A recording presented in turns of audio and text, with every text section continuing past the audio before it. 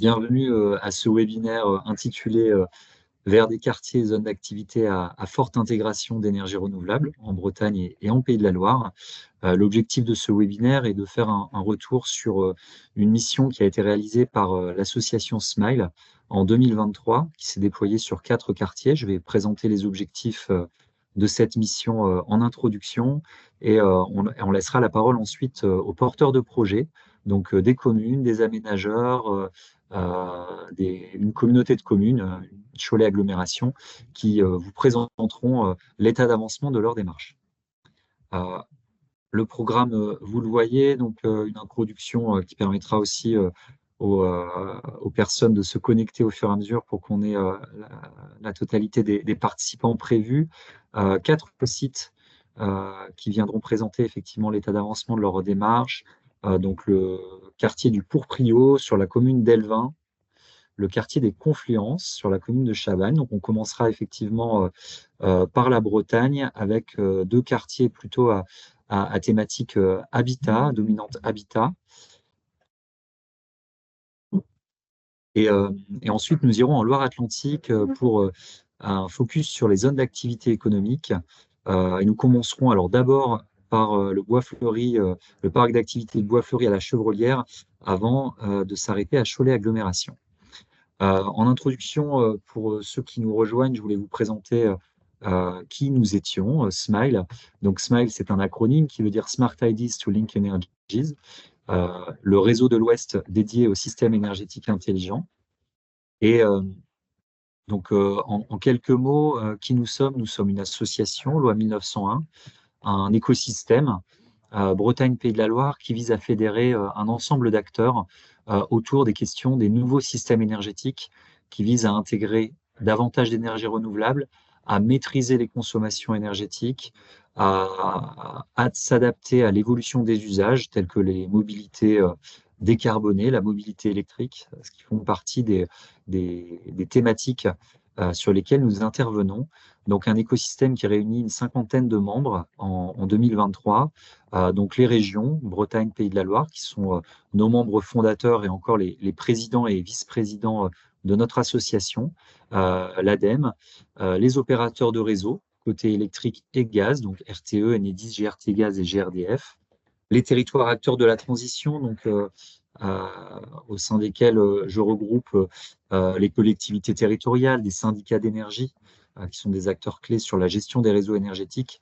Et enfin, l'acteur important aussi, ce sont les entreprises apporteuses de solutions, donc de la PME, de la start-up qui va développer un logiciel de pilotage de l'énergie, aux grands groupes industriels. Donc on a des entreprises qui travaillent sur les capteurs, sur des infrastructures visant à connecter les objets, donc de l'IoT,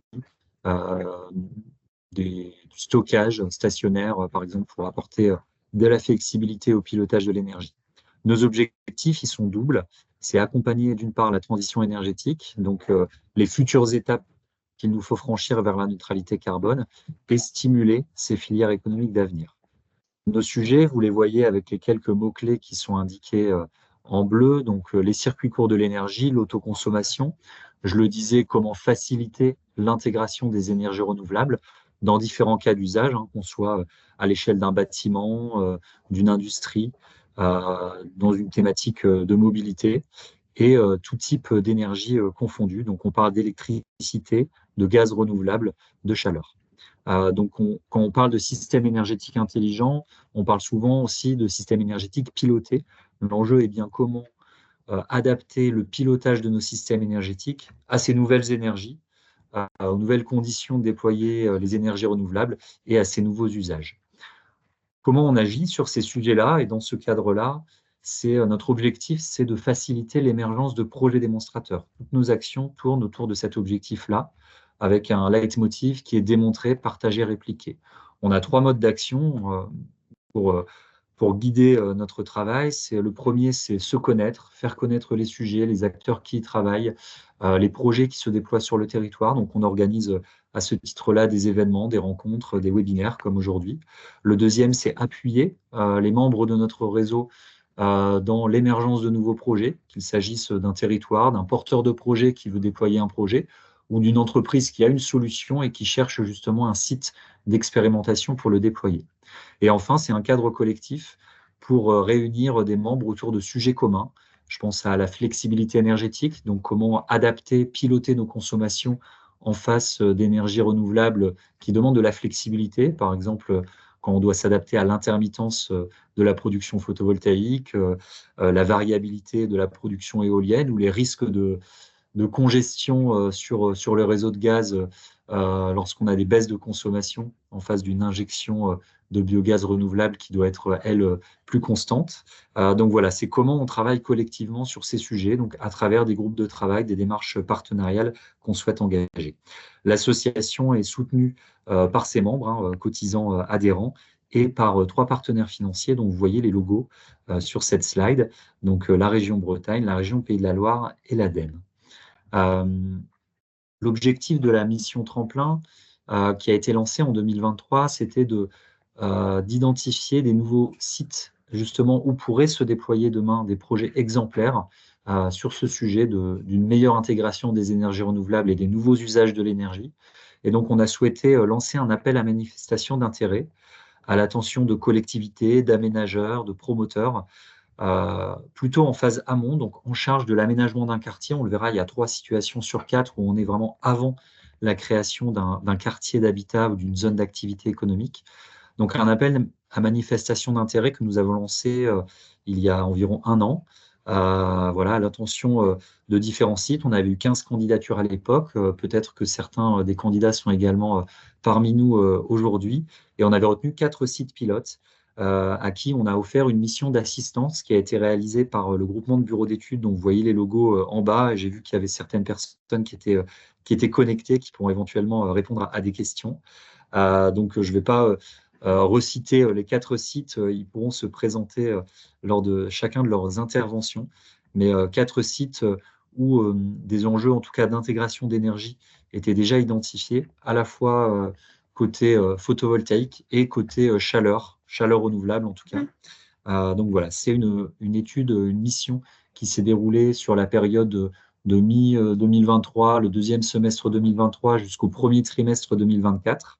Et aujourd'hui, l'objectif, c'est alors non pas de vous faire une restitution, on va dire, d'experts par les bureaux d'études qui ont accompagné cette mission, ça on l'a fait auprès de chacun des sites pilotes, mais plutôt quelques mois après la fin de cette mission, que les porteurs de projets, les sites nous expliquent où ils en sont dans leur projet, quels ont été les enseignements de cette mission, quelles sont les questions qu'ils se posent encore, puisqu'on est relativement en amont hein, dans la conception ou la réalisation de chacun de ces projets, et les perspectives à développer.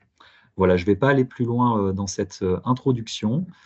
J'espère que ça aura laissé le temps aux différents participants de nous rejoindre. Et je vais laisser tout de suite la parole à Gérard Jiquel, le maire d'Elvin. Alors, je ne l'ai pas vu se connecter tout à l'heure, c'est bon.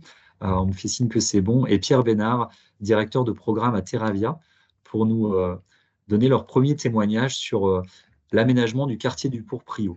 Je vous laisse la parole et j'arrête le partage et je vous laisse partager votre présentation. Merci Mathieu. Je partage du coup. Oui, bonjour à tous. Bonjour Mathieu.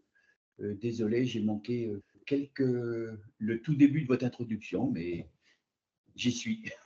J'y suis. Alors, une présentation de notre projet. Donc, un projet ambitieux hein, pour une commune de 6500, 6600 habitants. Donc, le programme consiste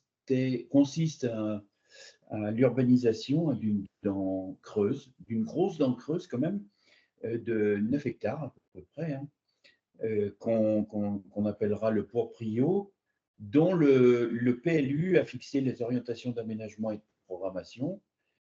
L'opération accueillera un programme de 230 logements mixtes hein, en maisons individuelles et collectifs, 25% de logements sociaux, 20% de logements libres mais à coût maîtrisé et le complément en lot libre. Donc viendront en complément de ces 230 logements un équipement hôtelier avec restauration, une 40-45 chambres, une résidence intergénérationnelle, 30 places, aux alentours de 30 places, un domicile partagé, 8 places, plutôt, enfin c'est pas plutôt, c'est Alzheimer, tourné vers voilà, cette maladie, et une maison d'assistante maternelle également, et pour terminer, un commerce alimentaire de type plutôt discount. Alors,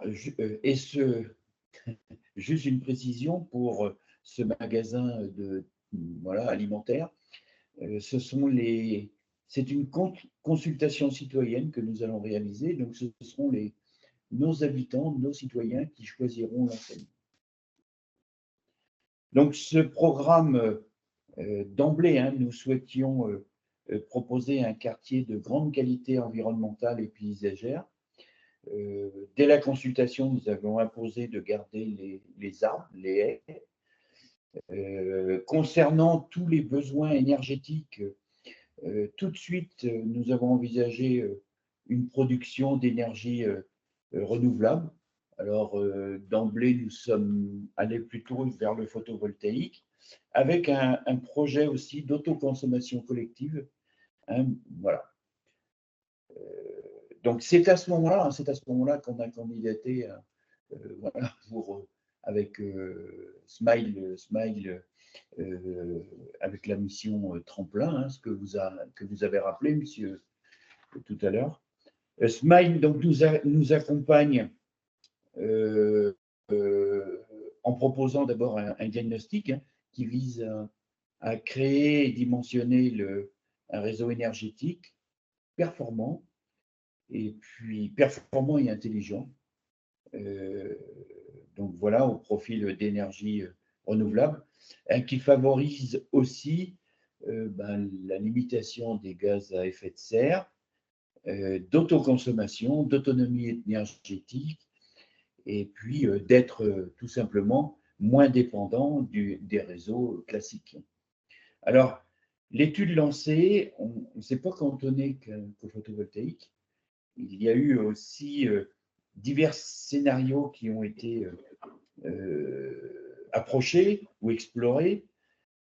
Donc, je rappelle donc, le photovoltaïque, l'autoconsommation collective de photovoltaïque, le solaire thermique, est aussi regardé, et puis la chaleur biomasse. Alors, à l'issue de ce diagnostic, écoutez, ça nous aide à décider, en confirmant ou en infirmant, hein, là où l'autre est vrai, telle ou telle solution, en argumentant sur sa faisabilité et sur sa rentabilité. Et puis, Smile apporte également une certaine sécurité des aménageurs aux porteurs de projets.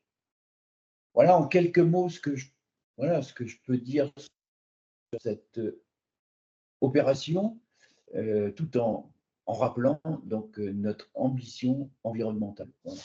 Je ne sais pas, Pierre, tu peux peut-être… Oui, pour compléter, bonjour à tous, pour compléter, moi je suis Pierre Bénard, directeur de Terravia, donc je suis le groupement de promoteurs qui a gagné l'appel à manifestation, l'appel à projet lancé par la commune d'Elvin en 2021-2022. Donc on a commencé à travailler officiellement sur le projet du Pourpriou début 2022. On avait évidemment sur ce projet-là identifié le photovoltaïque, le réseau de chaleur, c'est effectivement des pistes sur lesquelles on avait commencé à travailler.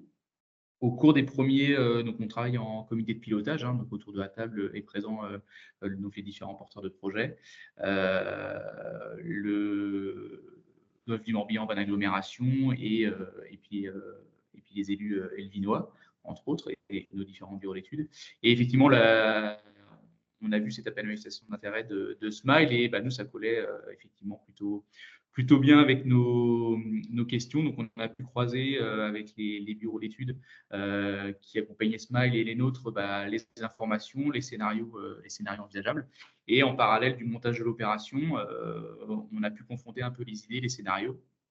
Donc, sur la partie photovoltaïque, on prêchait un peu des convaincus. On avait identifié la capacité de ce quartier à l'amener. Après, il fallait le monter juridiquement. Donc voilà, on fonctionne sur cette opération-là avec un permis d'aménager. Comment est-ce qu'on allait intégrer cette partie photovoltaïque dans le projet et donc là, avec toutes les équipes, notamment les services instructeurs, ça a permis d'avancer. Et puis, il y avait le réseau de chaleur qui a été un sujet pour nous. L'aglo a monté en parallèle de Smile une SPL pour porter ces sujets-là. Donc voilà, à l'heure où on se parle concrètement, nous, on est en train d'arrêter le plan masse. L'esquisse que vous avez, c'est un schéma de principe, mais voilà, c'est en train de s'arrêter. On est en train de régler les derniers sujets de programmation sont à peu près calés.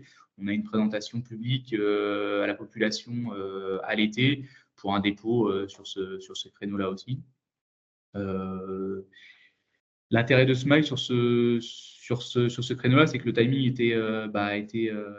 était parfait pour nous parce qu'on était vraiment très en amont. Il y avait encore pas mal de choses à dessiner. La programmation n'était pas arrêtée, donc il a fallu bien avancer sur les uns et les autres parce qu'il y avait un impact sur le projet. Mais au final, voilà, on arrive aux conclusions sur le projet avec voilà, en intégrant les contraintes des uns et des autres, les contraintes environnementales qu'on connaît aujourd'hui, les contraintes réglementaires. Donc, voilà, tout ça nous amène à un projet qui est sur les ambitions de départ. La partie photovoltaïque s'est enclenchée. La partie réseau de chaleur, on avance encore en parallèle pour voir un petit peu comment ça peut s'intégrer. On a identifié les besoins pour le quartier, ce que ça pouvait aussi accueillir en dehors du quartier. L'intérêt de Smile pour l'équipe entière, parce que voilà, c'est des choses qu'on connaît, autoconsommation collective, on a déjà entendu parler ou autre, mais ça a permis vraiment d'avoir des techniciens autour de la table qui puissent nous expliquer concrètement comment ça allait se travailler. Donc, il nous reste du travail sur la partie photovoltaïque. Donc, il y a l'autorisation d'urbanisme qui va être déposée. Et puis, assez rapidement, avec les élus notamment, il nous faut travailler sur la PMO, la personne morale organisatrice. Donc, ça, c'est des sujets qui vont arriver rapidement. Mais en tout cas, ça nous a permis de bien débroussailler, d'amener un niveau de connaissance à toute l'équipe autour du projet. Quand on fait un copil, il n'est pas rare qu'on soit une vingtaine autour de la table et amener tout le monde au même niveau d'information. Et ça a permis de faire grandir le projet et d'arriver aux ambitions de départ en intégrant les contraintes d'un projet comme celui-ci, quoi. Je ne sais pas si Gérard, tu voulais rajouter quelque chose. Tu l'as bien dit. Voilà, le sujet qu'on a devant nous maintenant, c'est la PMO quand même. Voilà, ça reste un sujet. Voilà, mais bon, les autres obstacles, on les a franchis. Celui-là, on le franchira aussi également. Hein. Voilà. Et en plus, ce qu'il faut bien voir, ça a plusieurs effets positifs. D'un côté, les énergies renouvelables, voilà, mais aussi c'est un gain pour les habitants du secteur, quoi. Donc, faut tout mettre bout à bout et je pense que c'est quelque chose d'intéressant pour tout le monde. Alors, peut-être nouveau, mais voilà. Et en sachant aussi que le périmètre s'est élargi. Hein. Quand on a commencé l'étude, on était à 2 km, et puis maintenant on est plutôt à 20 km. Donc voilà, c'est quand même très, très, très intéressant. Donc il faut vraiment s'y pencher, quoi. Voilà ce que je pouvais dire, hein, très clairement. Très bien, merci. Effectivement, vous parliez de périmètre, alors le périmètre réglementaire de l'autoconsommation collective, mais il y a aussi, ce qui était intéressant dans votre étude, un périmètre de quartier qui était inscrit dans un travail à l'échelle de la commune, puisque le réseau de chaleur dont vous parliez, donc un réseau de chaleur qui desservirait le quartier, mais on parle bien d'un réseau de chaleur communal qui desservirait d'autres équipements publics. Et l'idée, c'était de voir comment justement ce nouveau quartier s'inscrirait dans ce réseau de chaleur communal. De la même manière, même si l'étude s'est concentrée sur le quartier d'un point de vue dimensionnement, scénario de production photovoltaïque, on imagine bien qu'une opération d'autoconsommation collective pourrait intégrer d'autres bâtiments, qu'ils soient communaux ou d'autres acteurs, en tant que producteurs d'énergie et aussi en tant que consommateurs. Donc on voit, il y avait aussi l'imbrication des échelles, voilà, si je peux me permettre ce complément qui était… Ouais, c'est vrai ce que vous dites. Voilà, il y avait ce nouveau réseau, hein, qui venait alimenter enfin, disons, tous les bâtiments communaux du bourg, mais à proximité, on a la piscine, à proximité, il y a un collège, une zone, une nouvelle zone qui va s'implanter tout à côté également. Alors, une zone de l'agglomération, hein, GNVA. Mais voilà, tout ça tend bah, à la réflexion quoi, globale. Hein. Voilà. Voilà où nous en sommes aujourd'hui. Très bien, Et quelque chose d'intéressant, nouveau, mais intéressant. très bien. N'hésitez pas à poser vos questions dans la conversation où il y a aussi une petite rubrique questions-réponses. Voilà, on pourra les reprendre en fin de présentation. Je vais proposer aux différents intervenants peut-être de présenter chacun leur site et puis on reviendra après sur les questions-réponses voilà, pour poursuivre l'échange. Je vais donner la parole donc pour le site de Chavagne à René Bouillon, le maire de la commune, et Emmanuel Levacher qui représente également Territoire, l'aménageur public sur le quartier, de la même façon pour une présentation voilà, de 10-15 minutes, expliquer un peu l'état d'avancement de votre projet, monsieur le maire. Oui, bonjour à toutes et tous. Bonjour Mathieu. J'attends qu'Emmanuel se connecte et puis partage Alors, son écran. elle est Bonjour, connue. je suis connectée. Par contre, je ne peux pas partager, donc vous Ok, avez ma présentation. Je peux vous je laisser. vais faire le partage dans ce cas-là, Ouais. effectivement, Ah, parce qu'on très a eu bien. un petit… Emmanuel est connecté en tant que participant et non en tant que présentateur. On a eu ce petit décalage de connexion. Donc, je vais pouvoir faire la présentation et vous me direz comment avancer sur les diapos. Très bien. Vous devez voir l'écran là, normalement. Oui, oui, tout à fait. Merci. Donc, on peut passer à la suivante déjà. Quelques mots.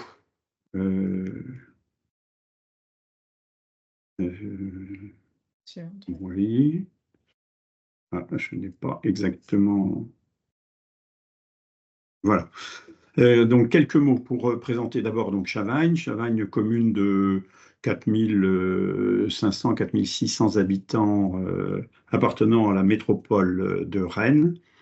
Donc située au cœur d'un territoire exceptionnel, puisque, comme vous pouvez le voir sur cette diapositive, elle se situe à la confluence de la Vilaine et du Meux, donc l'affluent de la Vilaine, qui borde donc au sud et à l'est notre commune. C'est une commune située à une douzaine de kilomètres du centre-ville de Rennes, donc c'est à la fois de la ville à la campagne, avec donc ces proximités. Autre territoire exceptionnel pour la ZAC, comme vous pouvez le voir aussi, c'est que l'urbanisation de la ville s'est opérée depuis des décennies sur le nord du bourg historique, et que le territoire de la ZAC, tel qu'il est identifié en rouge sur la diapositive, eh bien, se situe donc au sud du bourg historique, mais à quelques mètres seulement de la mairie, de l'église, du centre-bourg. Donc, une situation tout à fait intéressante. la suivante, s'il vous plaît. Donc, contrairement donc à la présentation précédente, pour nous, les quartiers de la Touche, c'est une histoire déjà longue, puisque c'est un dossier qui remonte au début des années 2000, avec un premier dossier de création en 2003.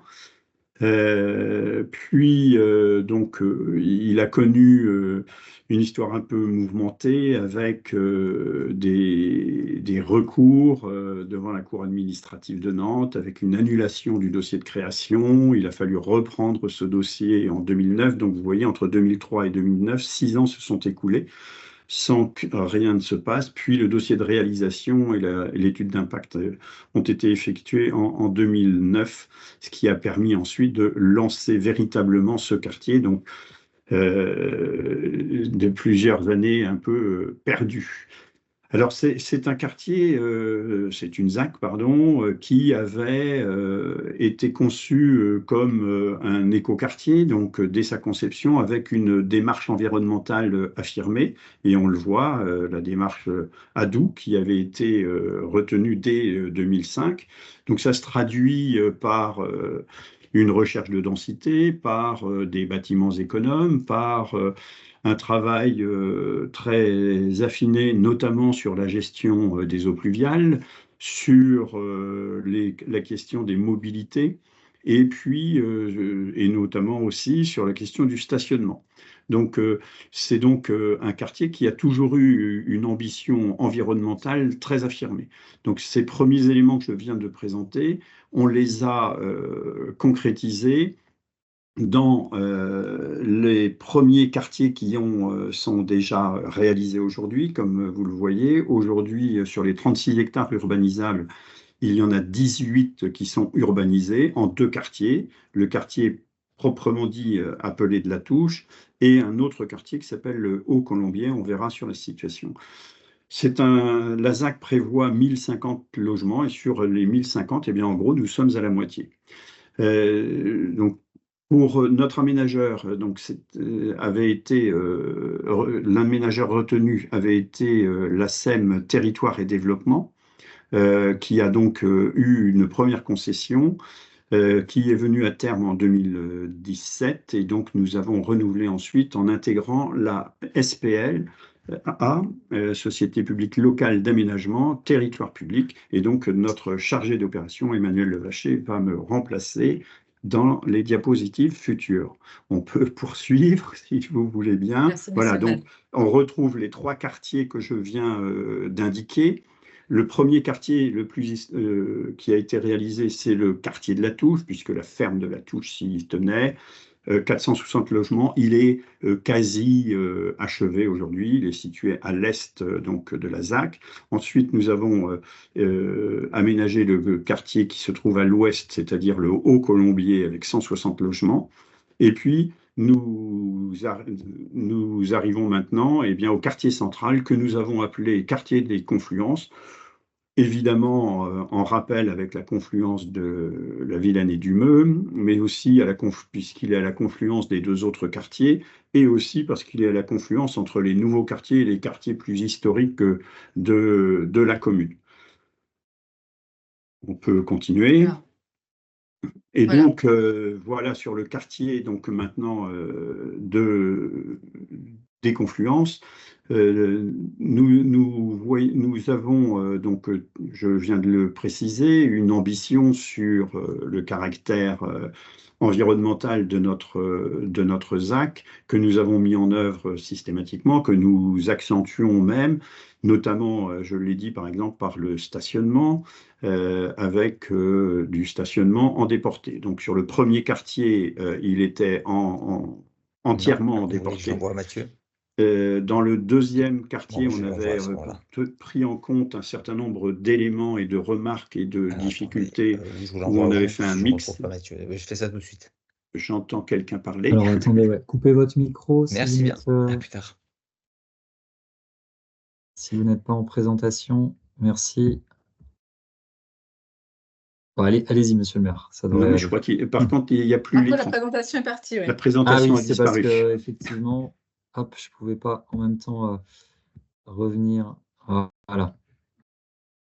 Donc, j'étais notamment sur les questions de mobilité, de stationnement, des portées. Donc là, il nous fallait, nous réfléchissions donc au-delà de l'ambition que j'ai évoquée. Donc là, une nouvelle ambition s'imposait à nous, c'était celle d'aller vers un quartier quasiment à énergie positive, c'est-à-dire chercher à produire plus d'énergie que le quartier n'en consommerait. Avec une problématique donc liée au stationnement déporté et à l'évolution de l'énergie électrique dans les véhicules. Donc, dans le cas de stationnement déporté, une difficulté pointée pour que les propriétaires de ces véhicules hybrides ou électriques puissent recharger. Et donc, la nécessité pour nous de faire implanter des bornes de recharge de véhicules électriques. Et donc, c'est ce qui nous a amené à cette réflexion. Et puis, une opportunité, tout ce qui est plutôt à l'origine une difficulté que nous avons rencontrée, que nous souhaitons positiver, c'est, comme vous le voyez sur la diapositive, la présence d'un périmètre d'une ancienne décharge au sud du quartier, du quartier sud-ouest, du secteur sud-ouest du quartier des Confluences, qui est donc une ancienne décharge. Toujours pour des questions environnementales, nous avons souhaité ne pas exporter les remblais, les terres, parce que le bilan carbone serait catastrophique. Et donc, c'est plutôt quelle utilisation on pouvait en faire, bien évidemment pas de la construction, mais la réflexion peut-être pour y mettre un projet photovoltaïque. Donc voilà, un peu résumé, et je passe la main à Emmanuel qui va poursuivre cette présentation. Oui, donc pour compléter, bonjour à tous, ce que disait monsieur le maire. Donc, on a vraiment candidaté pour ces deux aspects, en fait, dans le cadre de l'AMI, qui est apparu comme une opportunité pour nous de mener notamment des études un peu de faisabilité complémentaire et d'interroger, aussi de mobiliser les partenaires sur ces deux sujets, à la fois borne IRVE et également production d'énergie photovoltaïque. Pour zoomer sur le secteur des Confluences, la zone d'ancienne décharge, en fait, on avait en tête deux types de projets. Un projet vraiment de stationnement, parce qu'on a une partie en fait qui est en zone urbanisable, ce que vous voyez en bleu, et on a une partie qui est en zone dite naturelle, qui est en jaune. Et donc, on avait déjà en tête un peu deux types de projets sur cette ancienne décharge. À savoir une zone traînant en stationnement. On a fait des relevés de pollution, ce n'est pas des déchets dangereux qui avaient été identifiés. Et donc mais on a souhaité néanmoins ne pas faire de construction de logement à cet endroit-là et plutôt profiter de cette opportunité pour faire une zone dite de stationnement pour gérer les stationnements en fait de deux collectifs qui sont en dehors de cette zone-là et sur lequel on aura de toute façon des difficultés à faire du stationnement en sous-sol. Et donc de traiter en stationnement aérien et d'en profiter pour faire des ombrières photovoltaïques à destination l'idée c'était d'avoir une boucle d'autoconsommation collective sur ce parking. Et notamment par rapport aux deux îlots connexes. Et avoir plus au sud vraiment ce qu'on appelle l'espace de production de centrales photovoltaïques. Donc c'est ces hypothèses-là qu'on a demandé de tester à l'AMI, dans le cadre de l'AMI Smile. Diapo suivante, s'il vous plaît.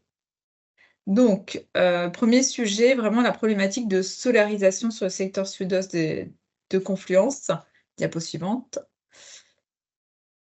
Donc, dans le cadre des études de l'AMI Smile, donc, il y a eu vraiment une étude des potentiels et du gisement solaire global.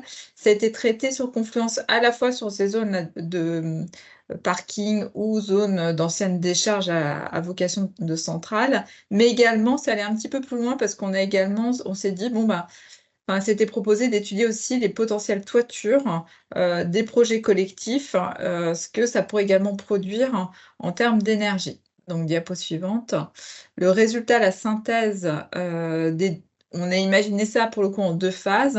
Une phase 1, parce que tout simplement, si réglementairement, sur la phase 1, on est en phase, on va dire, urbanisable, alors que sur la phase 2, on a un zonage aujourd'hui on a demandé une évolution, en fait. Donc, sur le secteur 1, en fait, il y a une production totale de 347 kW qui était détectée, on va dire, par le bureau d'études, avec notamment pour les ombrières 140 kW et pour les toitures 207 kW. Pour les toitures, c'était un sujet parce qu'on a notamment sur la partie la plus au nord de ce secteur déjà un opérateur qui était retenu. On est aujourd'hui en niveau viabilisation sur ce premier secteur, hein. On est quand même assez avancé dans le projet. Le plan masse que vous voyez, c'est le plan masse qui est arrêté. Donc, on avait déjà un opérateur retenu parce que c'est du logement locatif social. Donc, c'est Archipel Habitat. Ce qu'on a interrogé en lui demandant si, dans le cadre des projets qu'on prévoyait qu'on construisait ensemble, il était possible pour lui de réaliser ses ombrières et voire de réfléchir à cette boucle d'autoconsommation collective. On avait par ailleurs d'autres sujets sur ces projets. On est sur un secteur où on doit respecter, dans le cadre d'un engagement avec l'ABF, des règles, on va dire, urbaines un peu contraintes, notamment avec des toitures double pente. Et on a aussi, on a d'autres problématiques de coûts, de production rapide de logements sur ce secteur-là, ce qui fait que Archipel, en fait, n'a pas souhaité donner suite sur la mise en place de panneaux photovoltaïques sur les toitures de ces deux îlots-là, tout simplement parce que, également, dans leur développement actuel, la mise en place de ce type de panneaux est plutôt fléchée vers des logements dits anciens en rénovation, les logements nouveaux atteignant un certain niveau de performance dans leur schéma de développement par rapport au surcoût généré par l'installation des panneaux et la toiture aussi adaptée, sachant que là, en plus, on avait une toiture double pente, donc une partie n'était pas utilisable. Et pas forcément optimale pour la mise en place de panneaux. Ils n'ont pas souhaité donner, ils nous ont fait part qu'ils ne voulaient pas aller dans cette solution. Donc, ça a été abandonné. Et donc, nous, je vais vous le montrer à la suite, en train de réfléchir sur la partie plutôt ombrière, sur le parking. Sur la partie production centrale solaire, l'installation en sol a été estimée à 1400 kW crête, sachant que par rapport aux préétudes qui avaient été menées notamment par Enedis SDE pour bien dimensionner nos transformateurs, parce que ça nécessite aussi une infrastructure adaptée, on était sur un peu plus. Là, l'étude a vraiment pris en compte le fait qu'on était en limite d'une zone naturelle, à savoir le bois de la Cylindée, avec notamment des très grands sujets, avec des ombres portées importantes, d'où cette réduction. Donc, avec un total possible en 2 phases de 2000 mégawatts heure par an. Diapo suivante. Donc, en synthèse, de ce fait, ce qui est ressorti, c'est que sur la phase 1 du projet, donc je vous le dis, les toitures avec panneaux et les ombrières photovoltaïques, en fait, c'est un projet qui, notamment par rapport à la réglementation en vigueur, et notamment avec un tarif fixé en termes de rachat, le montage de ce projet-là en phase 1 et la création d'une boucle d'autoconsommation collective paraissait, on va dire, adapté parce que le surplus, en effet, était racheté. Donc, c'est ça qu'on essaie de creuser actuellement, sachant que nous, on a aussi actuellement sur la métropole rennaise un programme local de l'habitat qui a évolué. Donc, ça veut dire aussi que notre programmation sur ces immeubles-là est amenée à évoluer. Donc, ce n'est pas forcément le même type d'opérateur qu'on va être amené à aller revoir pour monter ce projet-là, parce que l'idée, c'était vraiment d'avoir un projet d'ensemble avec le stationnement déporté de ces deux îlots de logement et au milieu, la zone de stationnement qui était également productrice d'énergie à destination de ces deux collectifs, mais au-delà de ça, étendu et voire avec une partie en rachat.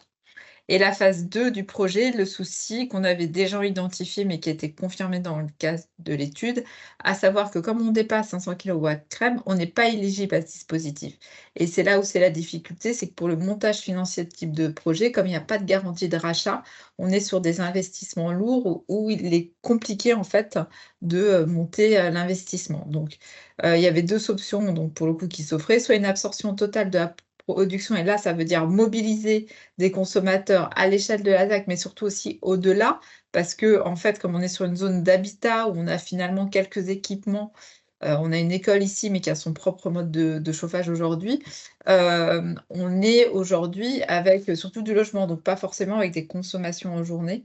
Et donc, l'idée était d'aller rechercher peut-être aussi au niveau du centre-bourg des gros consommateurs type la boulangerie ou d'autres profils pour essayer de mettre en place ce dispositif et vendre du surplus, un agrégateur de surplus, mais le tarif de revente aujourd'hui, il est moins avantageux.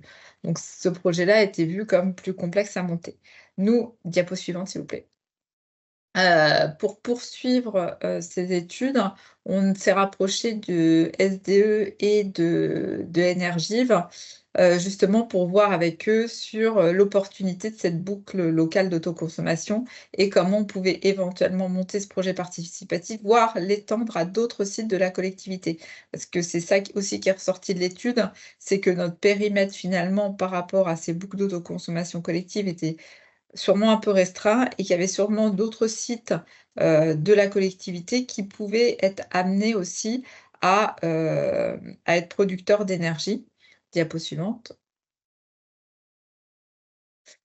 Et donc finalement, au-delà des deux sites que je vous ai présentés qui sont en bleu, en orange, donc à la fois la centrale photovoltaïque, la production toiture et parking de la ZAC, en fait, il y a un autre site qui a été identifié par la collectivité avec un site communal et sur un terrain de pétanque. En fait, on a un terrain de pétanque au sud de la ZAC. Et en fait, où il y a une demande de couverture depuis plusieurs années de ce terrain, et donc la collectivité s'interrogeait sur finalement ne pas profiter de cette opportunité de demande de couverture pour le produire en photovoltaïque. Et donc là, dans la réflexion sur les différents secteurs, en fait, on s'aperçoit que finalement, ils sont relativement autonomes les uns des autres, avec un projet communal avec un calendrier finalement indépendant, et qui peut permettre d'avoir une boucle d'autoconsommation collective parce qu'avec une production en dessous de 500, en dessous 500, donc là avec une possibilité de rachat à tarif, tarifé. Et à côté de ça, alors c'est la diapo suivante qui est plus explicite. Et à côté de ça, en fait, la réflexion sur le parking avec comment Energive aujourd'hui développe cette offre de parking avec notamment une mise à disposition des terrains. Et c'est là où nous, il faut qu'on réfléchisse sur ce montage-là. Parce que l'idée, c'est d'avoir une mise à disposition avec un bail amphithéotique pour que, en fait, il y ait cette toiture qui soit posée et gérée par Energive et qui puisse mettre à disposition au profit de cette boucle d'autoconsommation collective sur le secteur de l'opération, mais même au-delà. Donc là, c'était pour le terrain de pétanque et on a aussi, donc le terrain de pétanque, on le voit, il est un peu plus au sud de l'opération. Vous avez la ZAC et puis vous avez le terrain de pétanque au sud. On a la même chose là pour la partie parking, la solarisation, c'est la même chose. La mise à disposition et avec le portage, en fait, ce qui est intéressant, c'est que la solution notamment proposée par Energive, elle porte le développement, le financement, la construction et l'exploitation de ces centrales. Donc, ça veut dire que notamment sur des terrains ou dans le cadre d'une opération d'aménagement, ça ne demande pas que ce soit pour la collectivité ou pour leur opération d'aménagement, cette problématique d'investissement qui est souvent un peu rédhibitoire. Avec la mise à Emmanuel, disposition. je te Oui, propose de conclure dans une minute peut-être. ok. Est-ce qu'on peut avancer un peu plus vite sur les diapos pour le Dans coup? ce cas-là, ouais, ok. Par contre, sur aujourd'hui, l'inconnu en fait sur ce secteur-là, c'est la centrale photovoltaïque parce que tout simplement, ça nécessite la création d'une société à part avec une gouvernance participative qui regroupe la commune, les habitants de Chavagne et Energive. et il y a une société de projet à mettre en place pour développer le financement, l'exploitation de la centrale. Donc ça demande des études complémentaires complexes dans la mesure où on est sur un site qui est aujourd'hui en dessous en fait des standards aussi pour avoir aujourd'hui des retombées économiques favorables, mais néanmoins à terme, et si on a des évolutions sur les politiques de rachat, sur les politiques aussi de tarifaires journée, les heures creuses, etc., on peut se dire que ça peut évoluer et que les retombées potentielles économiques peuvent bénéficier à la commune et aux habitants parce que c'est aussi des coûts d'énergie, on va dire, connus et stables par rapport aux coûts d'énergie proposés par les autres opérateurs. Suite, s'il vous plaît. Donc, il y a eu aussi une réflexion par rapport à la présentation aussi. Smile, la mise en réseau, c'est aussi la présentation d'outils. Nous, dans ce cadre-là, on a été amené à rencontrer les représentants de Partenaire 35, notamment parce qu'il y a une problématique quand on met en place une boucle d'autoconsommation collective, c'est d'avoir cette PMO, cette personne morale organisatrice. Ça nous a permis d'avoir la présentation en fait de ce Partenaire 35, qui est un outil qui permet justement d'organiser cette répartition de production de NR locale, donc, et de faciliter la mise en place de ce type de projet. Diapo suivante. Donc voilà, Partenaire, donc bon, vous serez peut-être amené à en reparler, c'est au niveau du 35, mais c'est vraiment quelque chose qui est assez intéressant. Et ça ne fait pas d'abonnement supplémentaire à proprement parler pour les consommateurs. Ça permet justement de rendre attractif aussi cette proposition d'autoconsommation collective. La suite, s'il vous plaît, et je vais finir très rapidement. Donc bon, les prochaines étapes, je vous en ai parlé rapidement, c'est en fait l'identification de différents projets avec différents niveaux de faisabilité, un terrain de pétanque assez opérationnel aujourd'hui, un parking collectif où on a un montage à réfléchir, notamment en fonction de la programmation et de la typologie de logement qui sera de part et d'autre, et la centrale au sol, c'est un projet à plus long terme avec un montage indépendant sur lequel il faut réfléchir, notamment à la collectivité énergie. Enfin, juste et très rapidement, sur l'autre aspect qui était la recherche de véhicules électriques, finalement, Urban Sync, ce n'était pas exactement dans son champ d'études. Donc ça, je vous avais remis une synthèse de toutes les questions qui se posaient par rapport à la problématique, notamment qu'a souligné M. Bouillon, de nos lots déportés, qui aujourd'hui sont en difficulté pour une recharge personnelle de leur logement. L'idée aussi d'avoir une mutualisation des équipements pour ne pas engendrer des surcharges électriques du secteur. Et donc, nous, on avait sollicité auprès de la mise en place de bornes de recharge. Aujourd'hui, il n'y en a qu'une qui va être mise en place et qui n'est pas dans la ZAC au niveau du centre-bourg. Nous, il y a une mise en relation qui a été faite plutôt par Smile d'identification de contacts qui, au niveau du SDE, qui aujourd'hui se pose des questions sur éventuellement le développement d'autres bornes. Donc ça, c'est un point qu'on va continuer on va dire, à creuser parce il y a un réel besoin que ce soit sur la touche aux confluences. Et pour l'instant, on a mis des systèmes, on va dire, alternatifs avec des attentes de branchement sur le secteur des confluences. Je vais te Mais c'est quelque demander de chose t'arrêter là, Emmanuel, ouais, ou de qui conclure n'a notre pas, voilà, phrase, qui n'a pas été traité. effectivement. Merci, effectivement, on a bien compris le travail à venir, et puis on pourra y revenir après sur des questions-réponses, mais comme je sais qu'il y a des Ouais. intervenants qui ont des Voilà. contraintes horaires, je vais laisser la parole. En tout cas, voilà, on voit l'accompagnement à mûrir les réflexions à la fois sur la maximisation de la solarisation, la dynamique d'autoconsommation collective, le déclenchement de nouveaux partenariats. Donc voilà, on a bien compris ces éléments-là et les réflexions en cours sur la recharge de véhicules électriques, comment l'insérer au mieux dans un quartier avec ses contraintes urbanistiques. Je vous propose de passer en région Pays de la Loire, alors sur un autre type de site qui est une zone d'activité économique qui pour le coup existe. Donc c'est le parc d'activité du Bois Fleuri. Je vais proposer du coup à Didier Hilaire d'allumer son micro et sa caméra pour se présenter. Je crois comme juste avant, c'est nous qui allons partager la présentation. Ah non, c'est bon. Si voilà, c'est Thomas qui partage la présentation. Et donc, je vous laisse intervenir. Alors, Bonjour, est-ce que vous m'entendez là? on vous entend, on ne vous voit pas. On a un petit Alors, c'est symbole. peut-être parce que j'ai éteint ma Caméra fermée, Voilà, ouais, je c'est bon. pense lié à votre ordi. Voilà. Bien, Vous bonjour pouvez à tous. normalement, Je suis ravi vous d'intervenir. avez le contrôle pour passer les diapos normalement à votre main. D'accord. Bah, écoutez, on va voir. On va essayer tout de suite. Je suis pas bien sûr d'avoir le contrôle.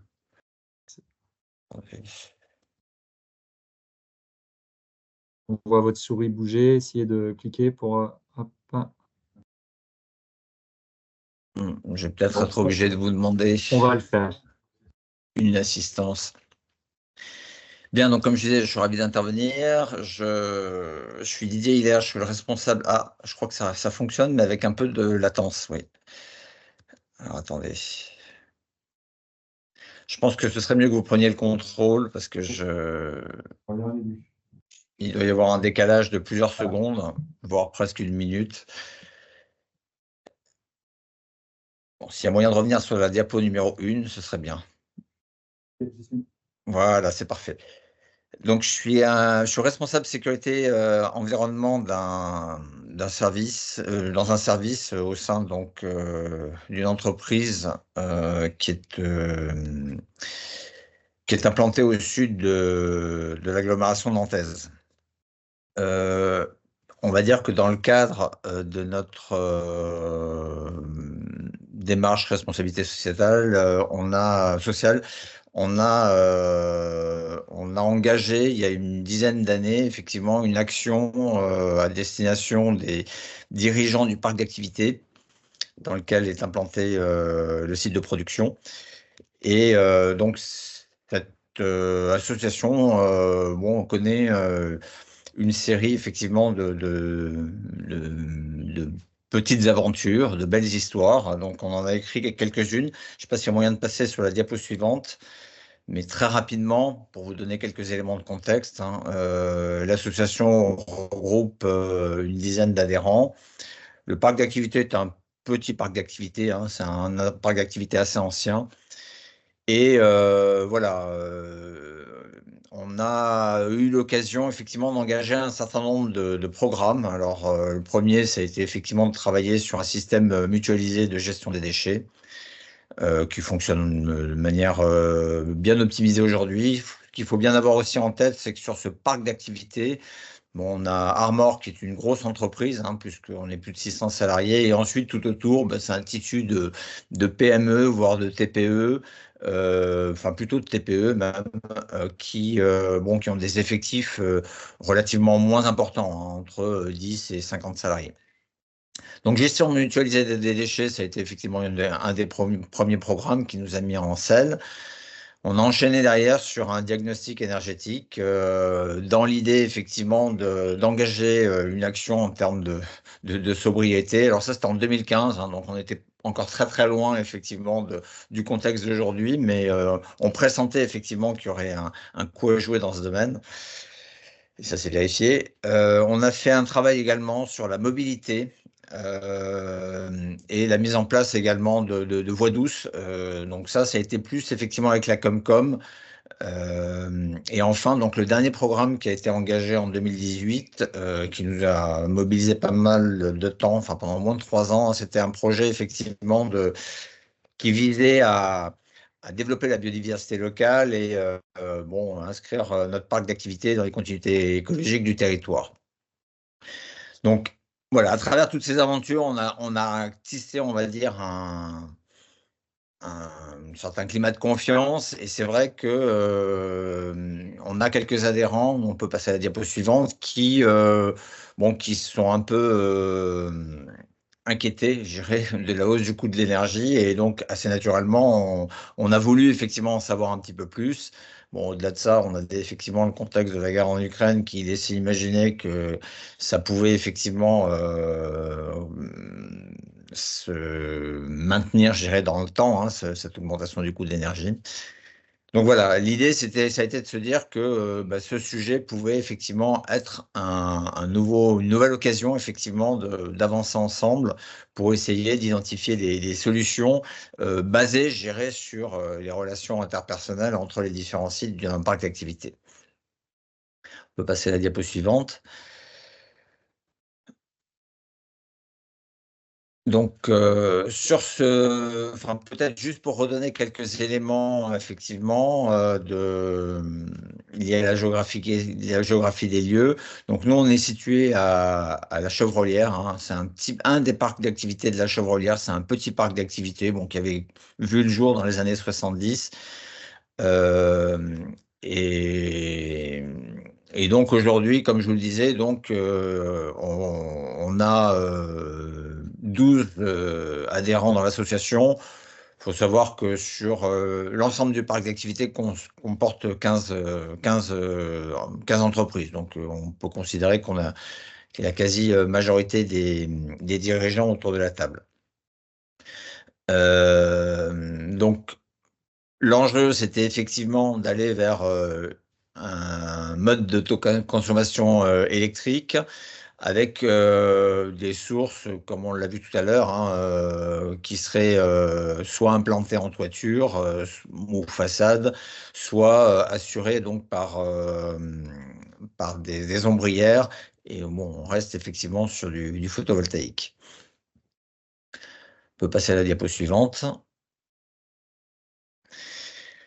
Donc en janvier 2023, on lance effectivement le principe.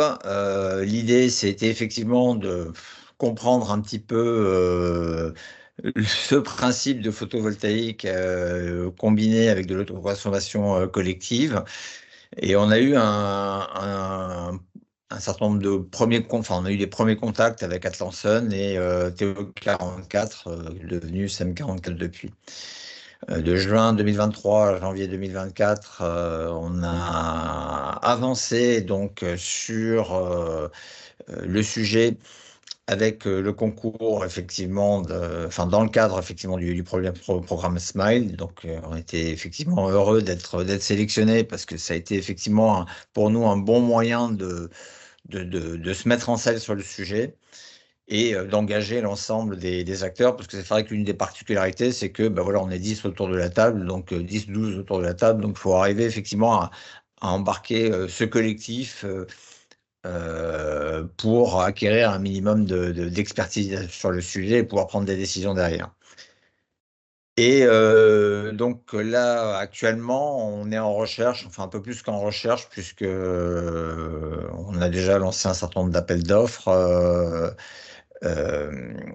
pour faire des études de faisabilité avec un objectif, effectivement, en septembre, d'aller ou de ne pas aller sur une solution de ce type-là. On peut passer à la diapo suivante. Donc, aujourd'hui, on a donc, je parlais de 10 entreprises, on a 9 entreprises, effectivement, sur les 12 de l'association qui sont en éveil, ou en tout cas qui ont signifié le fait qu'ils étaient intéressés effectivement pour participer effectivement au projet. On a eu un accompagnement par le cabinet Urban Think pour la phase d'étude d'opportunité. Donc ça, c'est quelque chose qui doit se lancer prochainement. On a eu 3 réunions plénières autour du sujet, un atelier collectif sur la montée en compétences concernant le photovoltaïque en autoconsommation collective et une restitution du livrable en janvier 2024. On peut passer à la diapo suivante.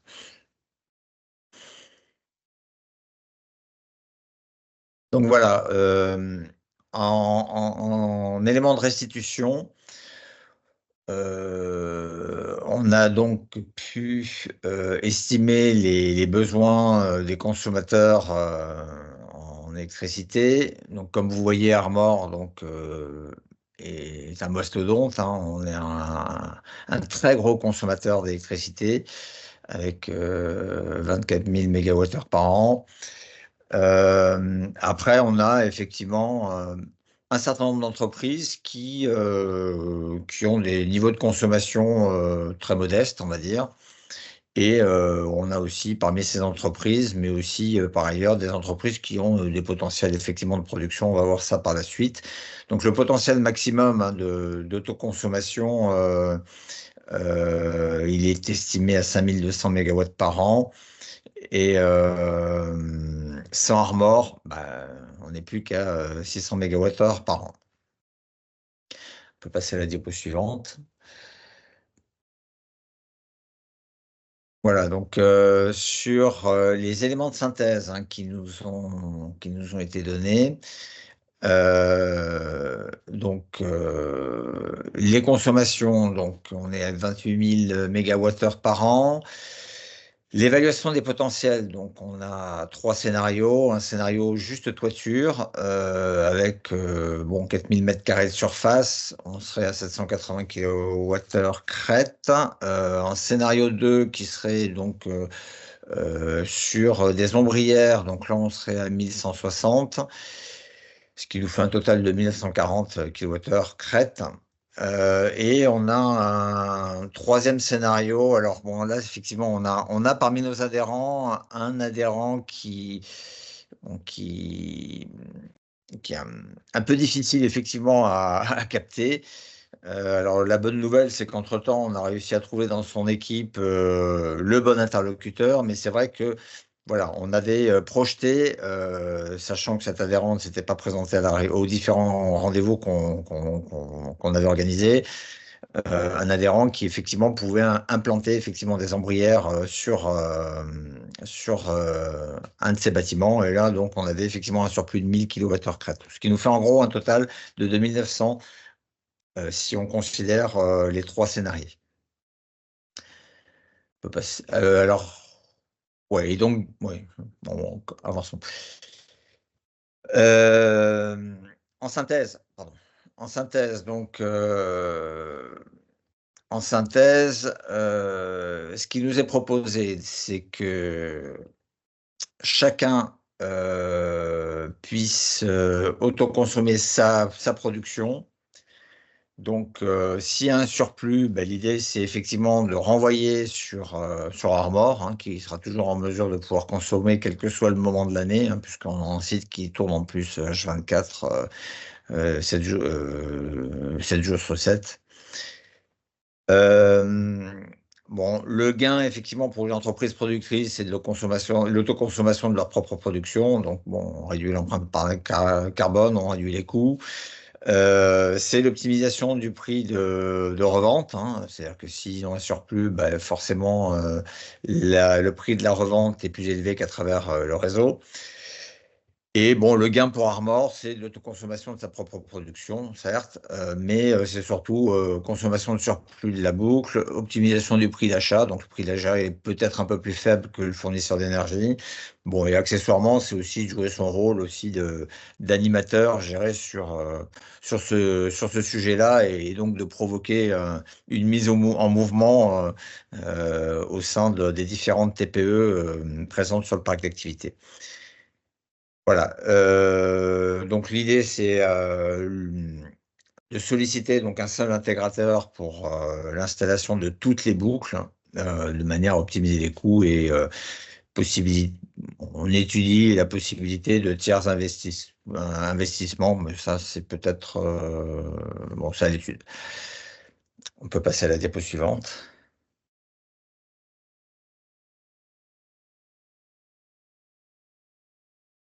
Voilà. Donc, bon, en synthèse de la mission Tremplin, il y a des points positifs, des points d'amélioration. En point positif, bon, clairement, la montée en compétence des adhérents de l'IPAD sur le sujet. Très sincèrement, ça a été un point très, très, très intéressant et fédérateur, on va dire. Parce que je pense qu'au début, chacun avait une vision des choses, mais il n'y avait pas forcément une vision partagée, et c'était difficile effectivement de pouvoir animer des échanges constructifs. Bon, on a pu localiser effectivement différents points de production de photovoltaïque, donc ça a été aussi assez structurant de ce point de vue-là. On a commencé effectivement à caractériser des clés de répartition producteurs-consommateurs. Ça aussi, ça a ouvert un peu le débat sur le sujet. Ça a permis notamment à des personnes qui ne se sentaient pas du tout concernées par le sujet de se dire que tiens, finalement, en tant que consommateur, ils avaient droit au chapitre. Ça fournit une première base de travail pour poursuivre vers une étude de faisabilité. Je pense qu'on aurait eu du mal à engager quelque chose avant. Et la présence de Territoire Énergie 44 et en réunion plénière, bon, ça c'était un petit plus, mais ça a permis effectivement d'apporter un peu du retour d'expérience et bon, de renforcer effectivement la confiance dans le projet. En point d'amélioration, bon, on n'a pas eu de visite du site des différents types de construction. C'est un problème souvent de disponibilité et puis de disponibilité des propriétaires de structures et puis disponibilité tout court. C'était pas forcément non plus dans le projet. La sous-évaluation des coûts de construction, alors bon, on commence à y voir un petit peu plus clair, mais on se rend compte quand même que ce point-là, comme la surévaluation du potentiel de production, bon voilà, toutes les données qui nous sont communiquées laissent imaginer qu'il y a quand même un delta de 20%, pas forcément dans le bon sens à chaque fois. Donc ça, c'est un point de vigilance. Bon, sachant que faut pas effectivement embarquer nos adhérents vers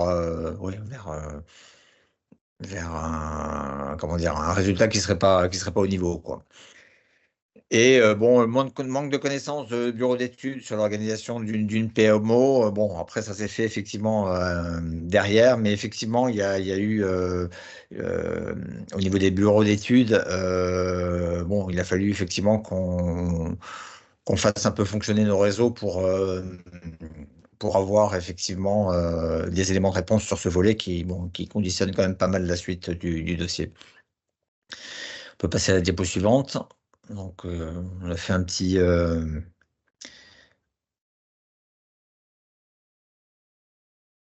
Ah non, il y a quelque chose avant. Donc, voilà, en synthèse, au sein de l'association, donc on a fait le choix, effectivement, en tout cas, il y a 4 entreprises qui sont prêtes à payer pour aller plus loin. Donc, ça, c'est plutôt pas mal. On a pris l'option, effectivement, de démarrer peut-être petit et d'engager, on va dire, d'autres adhérents peut-être dans un deuxième temps, mais l'idée c'est plutôt de lancer les choses et peut-être à travers ça de convaincre d'autres acteurs de nous rejoindre dans le processus plutôt que d'attendre que tout le monde soit motivé et décidé. Voilà, on est toujours en recherche d'un prestataire pour réaliser une étude de faisabilité. Donc bon, là, on commence à y voir de plus en plus clair. On a trois offres actuellement qui sont à l'étude. Et voilà, comme je l'ai précisé tout à l'heure, on s'est engagé à prendre une décision. Enfin, les 4 personnes se sont engagées, là, les 4 dirigeants sont engagés à prendre une décision avant septembre 2024. Diapo suivante, s'il vous plaît. Voilà. Petit souhait pour terminer. Bon, dans les forces, nous, ce qui est intéressant et je crois que c'est ce qui avait intéressé à l'origine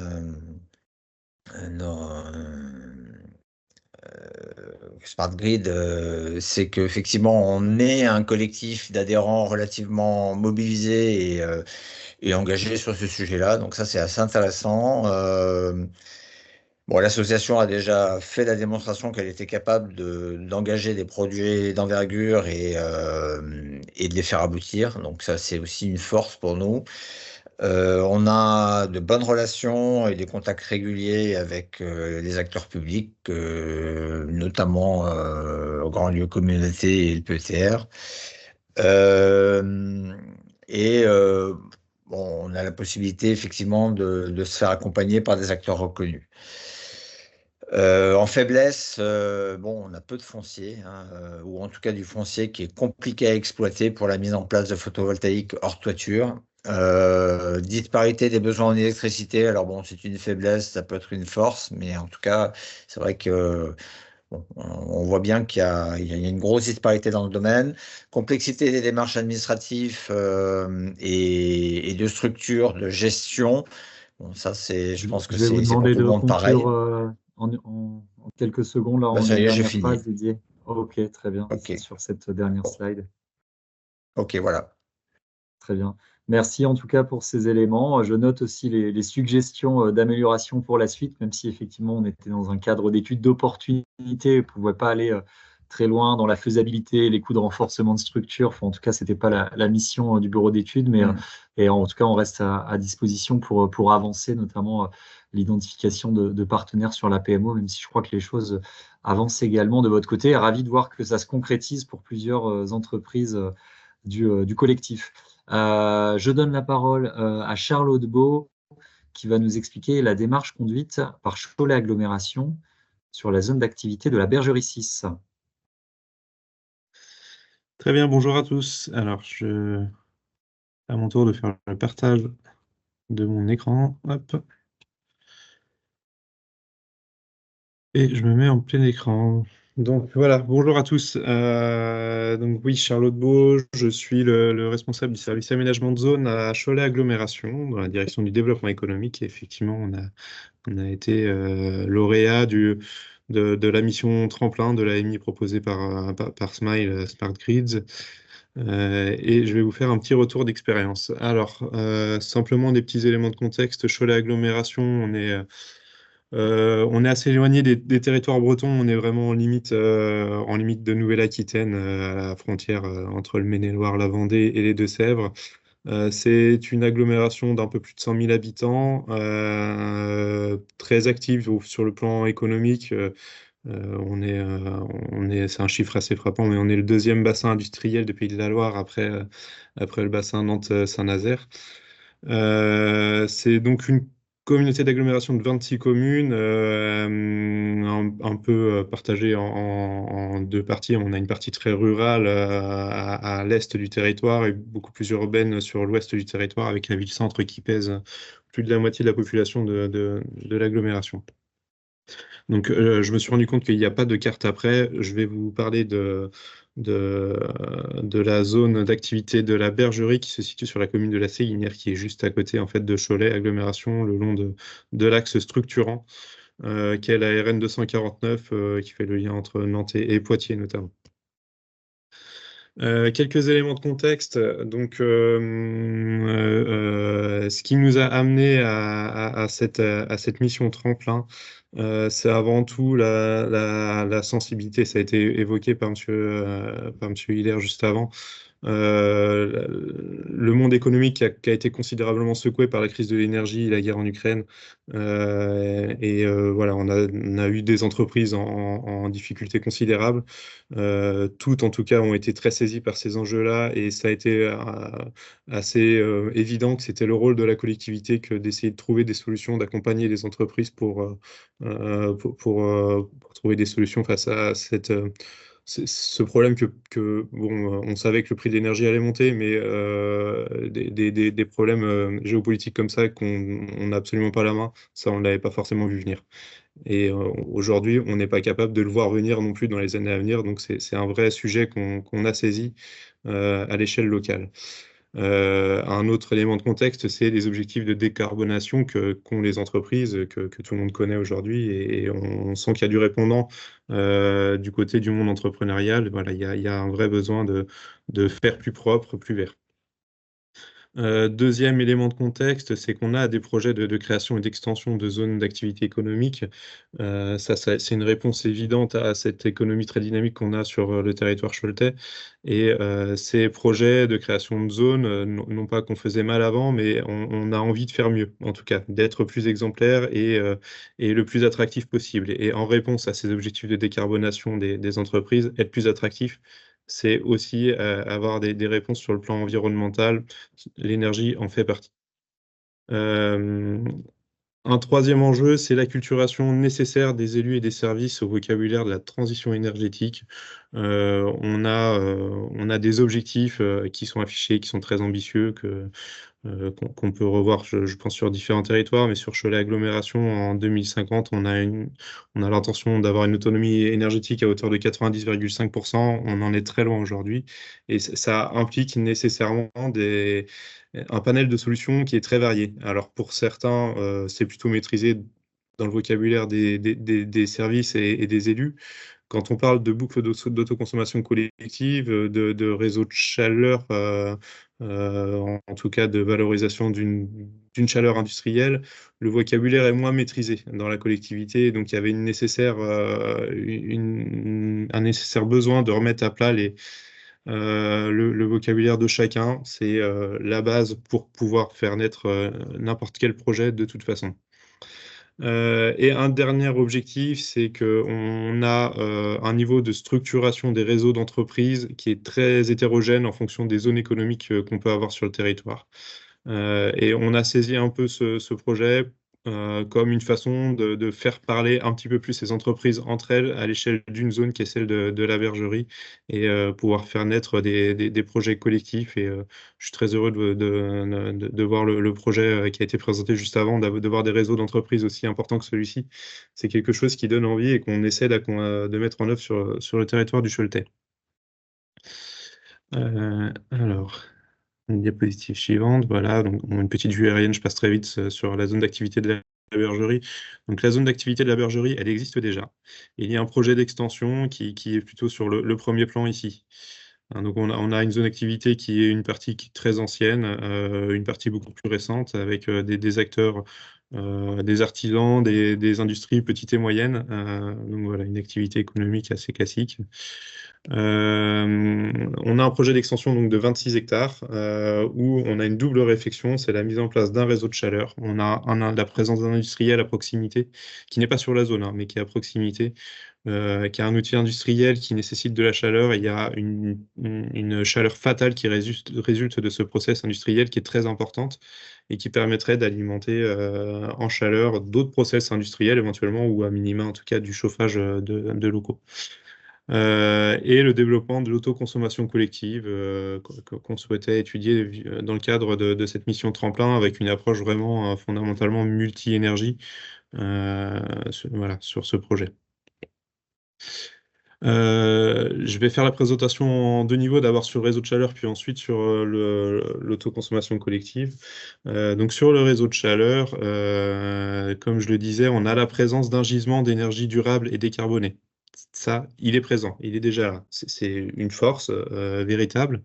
L'inconnu, ce qu'on n'a pas, c'est la consommation.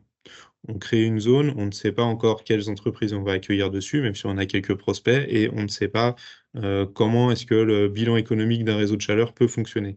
Ça a été la véritable plus-value de la mission Tremplin, j'y reviendrai après, mais de pouvoir caractériser ça. C'est en tout cas une approche assez innovante de cerner le potentiel et d'anticiper les conditions de réussite de projet.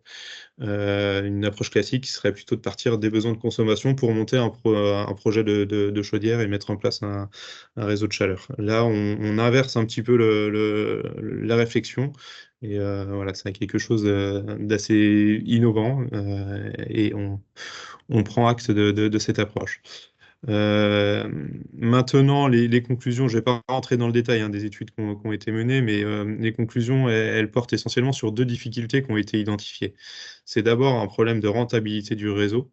C'est qu'il y a un peu de distance pour amener la chaleur du site de production de l'industriel jusqu'à la zone d'activité. Et ça nécessite donc des investissements qui ne sont pas irréalisables, mais qui nécessitent d'être équilibrés avec un consommateur intensif de chaleur en bout de chaîne. Comme je le disais, la zone d'activité, elle doit être créée, elle n'est pas encore créée, et on ne sait pas encore quelles entreprises seraient susceptibles de rentrer dans cette consommation. Voilà, ça implique forcément que là, aujourd'hui, le modèle économique, il n'est pas arrêté et le projet n'est pas arrêté. Il y a une seconde difficulté qui est identifiée, c'est que l'amortissement, il dépend nécessairement de la pérennité des consommateurs, et notamment s'il y a un gros consommateur, de ce gros consommateur. Très rapidement, les bureaux d'études nous ont posé la question, mais vous n'avez pas un équipement public, une piscine à chauffer, quelque chose comme ça, parce que c'est naturellement ce sur quoi vont tous les réseaux de chaleur. Une structure publique est pérenne et permet d'assumer un investissement beaucoup plus simplement. Là, c'est pas le cas. On est sur une zone d'activité. On a des entreprises qui, même si on voudrait signer un chèque en blanc, évidemment, elles seront là ad vita aeternam. Ça reste des acteurs économiques et on connaît malheureusement des cycles économiques qui font qu'on ne peut pas se signer ce chèque en blanc. La zone d'activité de la bergerie. Alors oui, la slide suivante, c'est donc l'appropriation de l'étude par Cholet Agglomération. Voilà le petit retour d'expérience qu'on peut faire sur la mission Tremplin.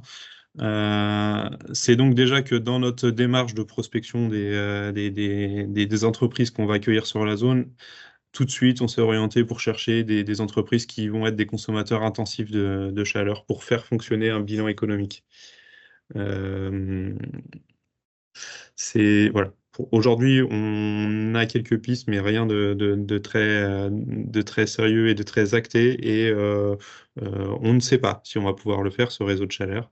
Donc, on va aménager de cette zone d'activité sans mettre en place le réseau de chaleur. C'est comme ça qu'on part.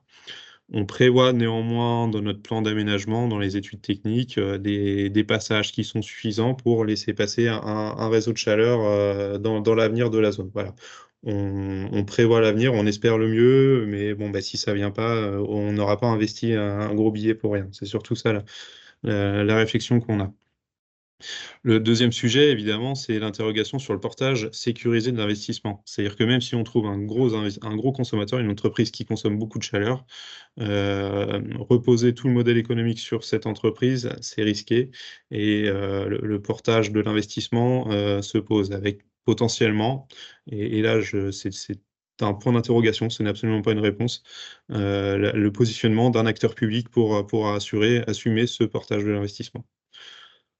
Sans ça, je pense que le réseau de chaleur ne pourra pas se faire. Voilà. Donc on a deux conditions qu'on a bien cernées et on fait en sorte de réunir ces conditions pour donner suite à ce réseau de chaleur, qui, comme vous l'avez compris, n'est pas sorti.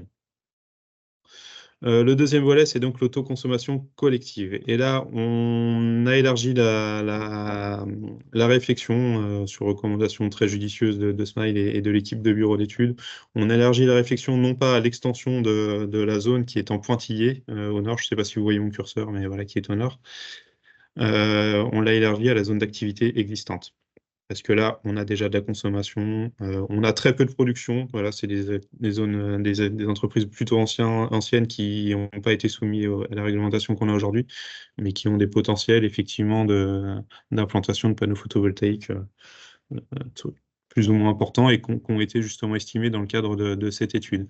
Alors, la conclusion de l'étude, précisément, c'est qu'on a une production potentielle, alors qui est très variable. C'est comme sur la présentation d'avant, on a eu différents scénarios, ombrière, toiture, ombrière plus toiture, on passe, je n'ai plus les chiffres en tête, mais c'est assez impressionnant la variation effectivement de production, c'est normal. Moi, ce que j'ai à peu près en tête, c'est qu'on a une production qui est très, je dirais, je sais pas, je pense pas qu'on l'atteindra, mais on a un potentiel qui est environ 10 MW crête sur cette zone-là. On est là aussi à la confluence de certains enjeux. Je parlais des objectifs d'être autonome en énergie et de Cholet Agglomération. On a aussi un objectif qui est très prégnant, que se sont appropriés les élus, c'est d'avoir un territoire qui s'adapte au changement climatique. Et dans l'adaptation, on a la présence notamment de la végétalisation, de la lutte contre les effets de chaleur urbains qui est très important. Donc, couvrir tous nos parkings de panneaux photovoltaïques, ça nous interroge aussi, ça ne va pas nous aider à lutter contre les effets de chaleur urbains. Il faut faire avec tous ces enjeux et c'est dans cela que je dis qu'on n'atteindra pas les 10 MW crête au total, quoi qu'il arrive, mais il y a un potentiel qui est véritablement affirmé sur ce secteur. Les possibilités d'autoconsommation collective, elles doivent être affinées. On a des ratios, le bureau d'études nous a apporté des ratios de ce qui pourrait être fait, mais ça appelle des études complémentaires et de toute façon, c'était pas non plus la volonté, l'ambition de la mission Tremplin que d'assurer une maîtrise d'œuvre avec un projet clé en main arrivé au bout. Donc on n'a pas un projet clé en main, mais on a ce qu'on cherchait, c'est-à-dire une acculturation, des éléments de langage qu'on a pu s'approprier. Eh bien voilà, la transition est parfaite. L'appropriation de l'étude par le territoire, c'est ça, c'est l'accompagnement des entreprises pour développer la production de panneaux photovoltaïques. La dernière réunion qu'on a tenue, la réunion de présentation de restitution de l'étude, on l'a fait avec les entreprises existantes de la zone de la Bergerie qui se sont clairement saisies de ce sujet-là. Voilà, les entreprises se sont revues après, on va les rencontrer à nouveau. On sent bien qu'il y a un sujet, c'est comment est-ce qu'on peut faire pour produire du photovoltaïque sur nos fonciers. Donc voilà, on est en train de mettre en place une méthode pour les accompagner au mieux. On se fait accompagner par les partenaires locaux. Cette étude-là, cette mission tremplin nous a permis aussi de saisir les partenaires locaux. Je pense au CML notamment, à Alter Energy. On prend attache aussi auprès d'Atlanson. Voilà, on a des réseaux d'entreprises qui nous étaient inconnus, en tout cas au service développement économique de Cholet Agglo. Et cette mission permet de mettre en relation et de faire dialoguer tous ces réseaux entre eux et de faire naître une synergie qui n'existait que très peu, insuffisamment jusqu'ici, à l'échelle de la zone d'activité de la bergerie. C'était un de nos objectifs importants. Le deuxième point, c'est que on a une expérimentation avec les acteurs locaux.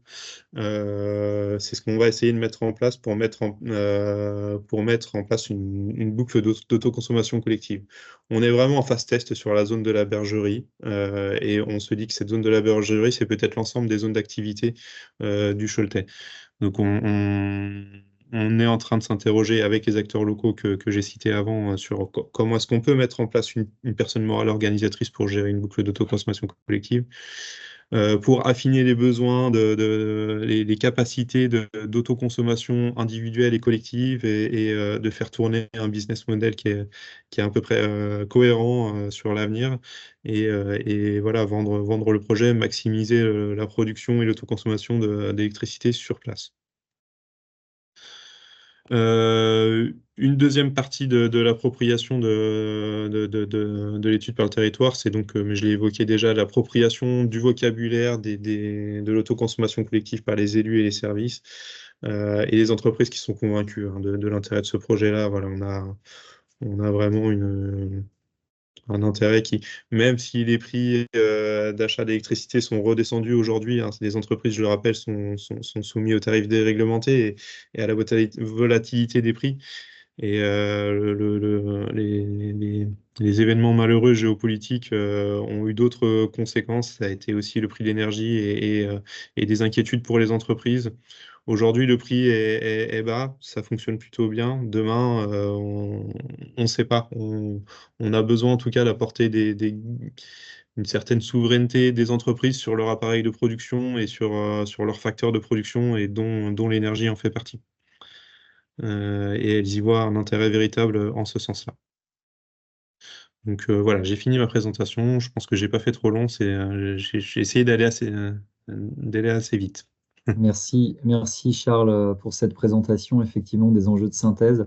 En tout cas, voilà, je pense que ça illustre aussi ce qu'on voulait faire, ce que tu expliquais, de dire, voilà, monter en compétence l'ensemble des acteurs, la première brique pour faire un projet exemplaire de transition énergétique sur un quartier d'habitat, c'est que tout le monde comprenne de quoi on parle, que tous les acteurs, voilà, je pense que c'est déjà cette première brique qui était importante. Ensuite, de fournir des outils d'aide à la décision au stade de l'opportunité. Effectivement, on n'était pas dans une phase de faisabilité affirmée, comme on l'a vu sur les études précédentes, mais fournir de l'aide à la décision pour lancer un no-go, un go, et maturer des réflexions. Et ensuite, créer une base partenariale, développer du réseau et puis avancer vers ces projets-là. Malheureusement, il est 12h30, donc à part s'il y a une ou deux questions, une ou deux personnes qui veulent s'exprimer. Il y a eu quelques questions indiquées par écrit sur lesquelles il y a eu des réponses. Mais sinon, voilà, on peut peut-être prendre une ou deux questions pour ceux qui veulent prolonger de quelques minutes au-delà de l'horaire prévu. Est-ce qu'il y a quelqu'un qui souhaite prendre la parole? Je peux répondre à la question de Madame Gonçalves Ouais, sur l'autonomie stratégique en 2050. En fait, ça fait partie de la démarche PCAET qu'on a sur le territoire où il n'y a rien de très innovant en fait là-dessus. Simplement, on sait combien on produit sur le territoire de NR, on sait combien on en consomme. Et quand je dis l'ambition, c'est d'atteindre 90,5% d'autonomie énergétique en 2050, c'est d'avoir 90,5% de l'énergie qu'on consomme qui serait produite localement. Voilà, c'est ça concrètement ce que notre objectif.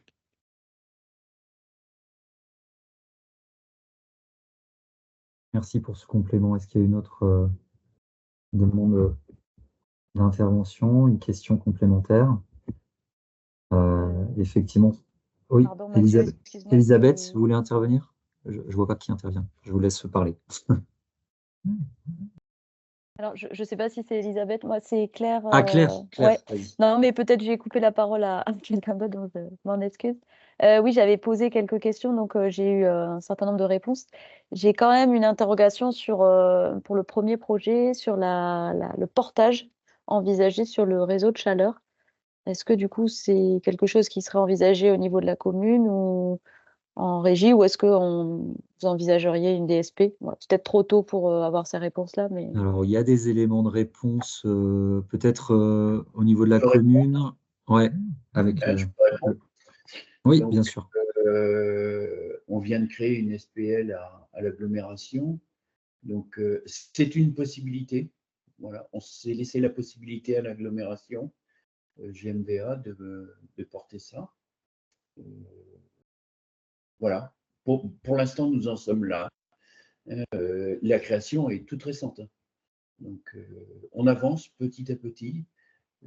On découvre les soucis que ça peut poser. Mais voilà, on pense, moi je milite en tous les cas pour que ce soit l'agglo. Effectivement, à l'image de ce qui existe depuis quelques années sur l'Orient Agglomération avec la SPL Bois Énergie Renouvelable, Golfe du Morbihan Van Agglomération a créé une société publique locale qui vise à être un outil mutualisé d'ingénierie, puisqu'il porte actuellement les études de faisabilité qui s'est engagé là sur le site d'Elvin et qui vise aussi à être un outil mutualisé d'investissement sur les projets de chaufferie et de réseau de chaleur. Donc, c'est cette SPL. En tout cas, voilà, je ne redis pas ce que vous avez dit, monsieur le maire. Est-ce qu'il y a d'autres interventions de demande de complément?